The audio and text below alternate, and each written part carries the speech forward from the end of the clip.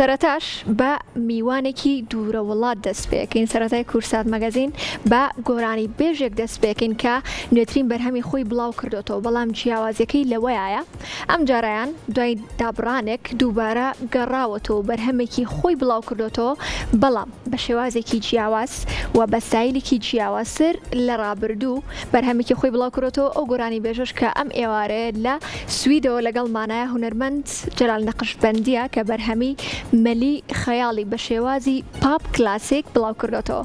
کاک جەلال سلااوت لێبێت. ئەم کاتتان باش، زۆر سپاس. سلااو لە ئێوە هەموو بینەرانی خۆشەویست بە تایبەتی بەرنامەی کورسات مەگەزین. هیوادارم ناچوێکن.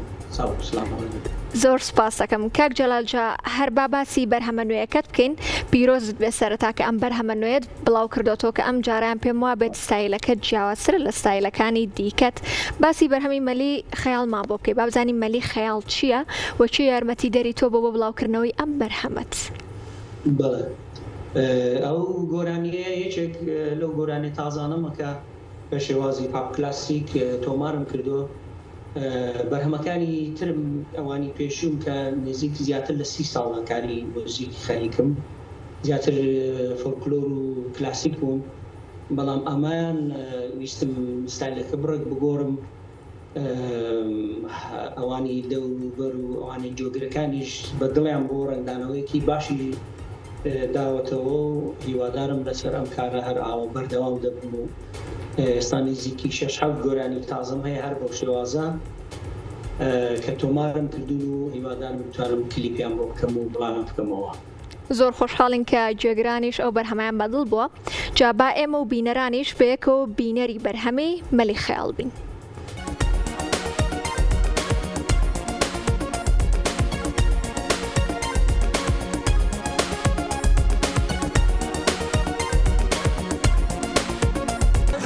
بەرهەمێکی جوان و ئارام بەخش، دەستت خۆش بێ کاک جەلال. بەرهەمێکی زۆر جوان و ناوازە بوو، بەڕاستی جیاوازیش بوو. جا باسی ئەوم بۆ بکەی کاک جەلال، بەرەسان حەز بە چ جۆرە ستایلێک ئەکەن؟ بۆ نمونە ئەم بەرهەمەتان پۆپ کلاسیکە، هەر حەسان بەم ستایلەیە یاخود بە ستایلی دیکەش حەزەکەن گۆرانی بڵێن؟ لە ڕاستیدا من بەڕاستی هەر ستایلێک بێ بە شێوەیەکی دروست و جوان و لە چارچێوەی خۆیدا ئامادە بکرێت، تۆمار بکرێت، پێم خۆشە شایانی ئەوەیە کە جۆی لێ بگری. بەڵام ئەو ستایلەشم زۆر بەدڵ بۆ ساڵیانێکە، بەڵام بڕێکم بۆ درەنگی خست، ئەوی شەر بۆ خۆم هەروە کارێکی تازە دەست پێ دەکەم وانە بڕێکی پێ دەچێت، هەتاوەی کە بەدڵم دەبێ و لەباری تێکستەوە شێعرەکانی تەنزیم و دابەشکردنی مۆسیقاکە و مێلۆدیەکە کات دەبا، بەڵام زۆرم بەدڵە ئەو شێوازە کارەشم بەدڵە.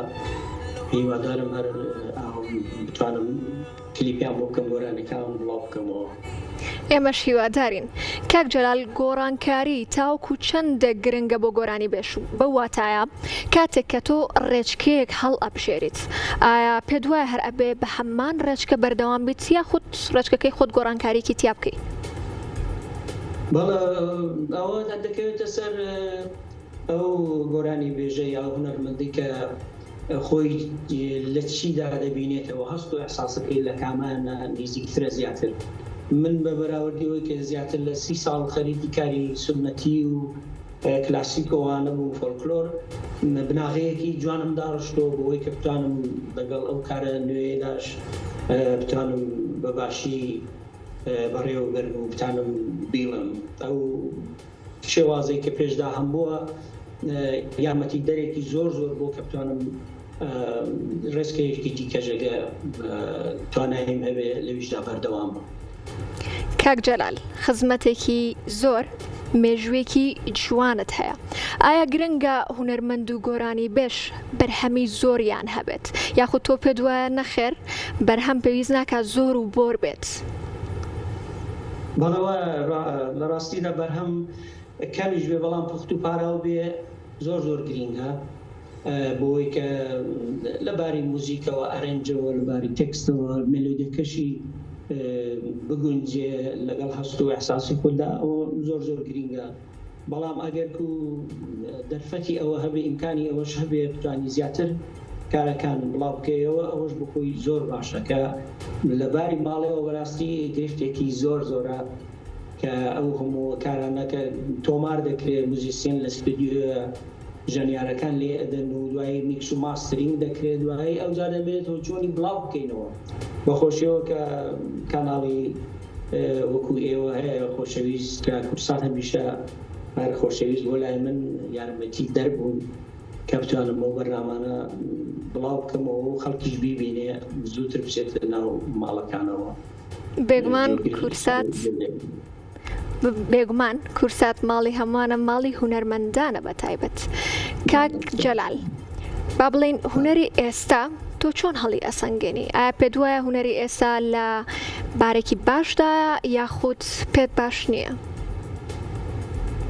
وڵای من حەزم دەکرد ینی پێم خۆش بوو زیاتر ئەوانەی کە بەرهەم تۆمار دەکەن بڵاوی دەکەنەوە بڕێک زیاتر گرنگی بدەن بۆی کە گۆرانێکە بەرهەمەکە زیاتر پوخت و پایاوتر بێ بەڵام ئەڵان زۆر بۆ یانی شتەکانیانی ئەوەی کە کاری باش دەکات کاری زەحمەت زۆر دەکێشێ لەسەری ون دەبێ بڕێک لەو ناوەدا ئەویش ئەلبەتە بڕێگە گەرک و تەلەڤیزیۆنەکان یا ئەوانیش ئەرکی ئەوان پێ بسپێردرێ و بتوانن بڕێک هەڵسەنگاندنێک هەبێ لە گۆرانەکان و لە بەرهەمەکاندا باشتر دەبێت بۆی کە هونەرمەند و گۆرانی بێژە هەر کەسێکی هەیە ئەویش زیاتر هەوڵ بدا بۆی کە خۆی باشتر پێ بگەێنێ و بۆی کارەکان تۆمار بکرێن و بڵاو بنەوە.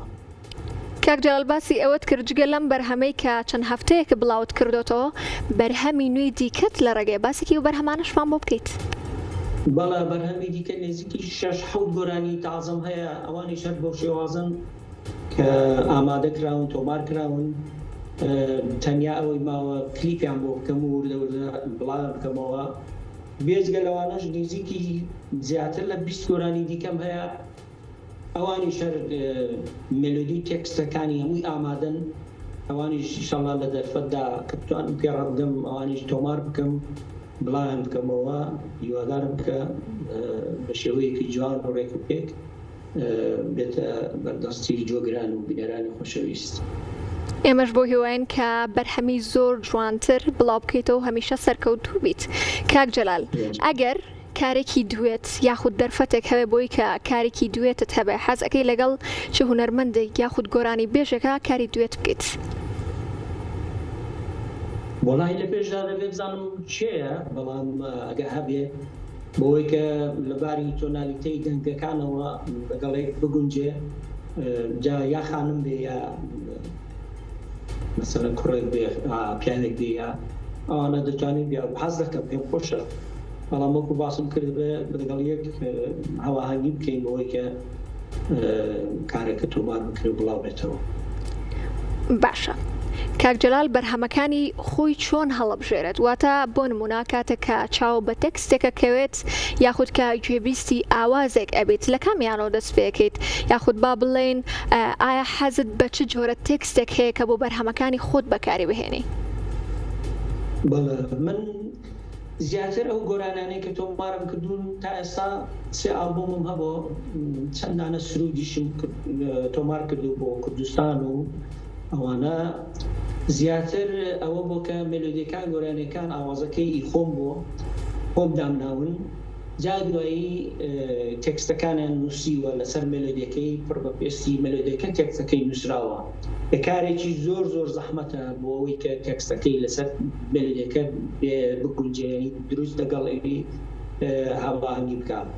ئەویش بە خۆشحاڵیەوە ئەو بەرهەمەیان ئەو چەند بەرهەمی دیکەش کاردێ محەممەدی حەسەنپور ناسراو بە بێوران ئەو تێکستەی نووسیوەکە زۆرم بەدڵ بۆ ئەگەر تێکستێکیش کە سرنجم ڕاکێشەی بە هەست بێ ئەوانە ئەوی شەر پێم خۆشە کاری لەسەر بکەم و گۆرانی مێلۆدی لەسەر بدابنێم بەڵام وەکو ئاماژەم پێکرد زیاتر لە گۆرانەکان مێلۆدیەکانی هەمووی خۆمە دوای تەجروبەیەکی زۆر ساڵیانی زۆر لە جۆگرتن و ڕاهێنان ئێستا ئەو شارەزایە بە خۆشحاڵەوە هەیە کە بتوانم ئاوازی خۆم دابنێم گۆرانی خۆم دابنێم. کاک جەلال تۆ لە ئێستادا بەرهەمی زۆرت لە ڕێگەیە جا با بڵێن بۆ ئەوی ئەم بەرهەمانەت زیاتر گوێگران گوێبیستی بن گرنگ نییە بۆ ئەوی کە کۆنسێرتێکی بۆ ئەنجام بدەی بۆی زیاتر بشێتە ناو خەڵکەوە و گرنگتر لەوەش تۆ لە دەروی کوردستان ئەژیت و لە سوید ئەژیت ئایا گرنگ نییە کە لەوێ کۆنسێرت ئەنجام بدەی بۆ ئەوی زمانی کوردی و گۆرانی کوردی زیاتر بە ئەوان بناسێنیت؟ بەڵێ ڕاستە زۆر گرنگە زۆریش پێویستە بەڵام بە جۆرەی ئیمکانات کە موزیسیەنەکان بڕێت لێک بڵاون هەتا موزیسیێنی خڕ دەکەی و تەمرین دەکەی و ئەوانە جێگای و شوێنەکەی دیاری دەکرێت وان بڕێکە زەحمەتە هیوادارم لە داهاتوویەکی نێزیکدا بتوانم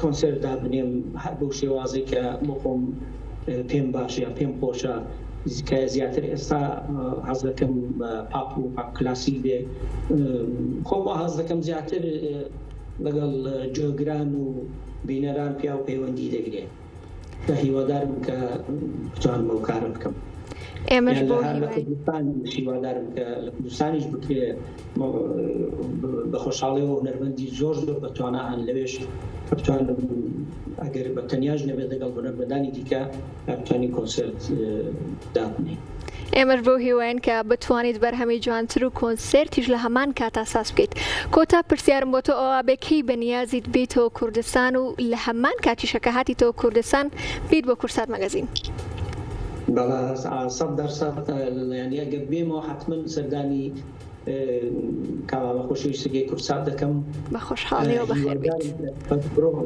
بڕاکسێ و بتوانم بێمەوە لە خزمەتی جۆگران و لایەنگەرانی موزیک و هونەردا ئێمەش بۆ هیواین کە بە زووترین کات بێتەوە کوردستان و هەروەها لە یادیشی نەکەیت کەوتیت بۆ کەناڵی کورسات هیچ شتێکمان نەماوە جگە لە سوپاسکردنی تۆ هەرچیەکت ماوە ئەتوانی بێڵێ فەرموو سپاس بۆ ئێوە هەموو جۆگرانی خۆشەویست بینەرانی خۆشەویستی کورسات مەگەزین هیوادارم هەر سەرکەوتوو بن زۆر سپاس بۆ تۆش کاک جەلال بە هیوای کاتێکی خۆش و خاڵ لەگەڵ بێت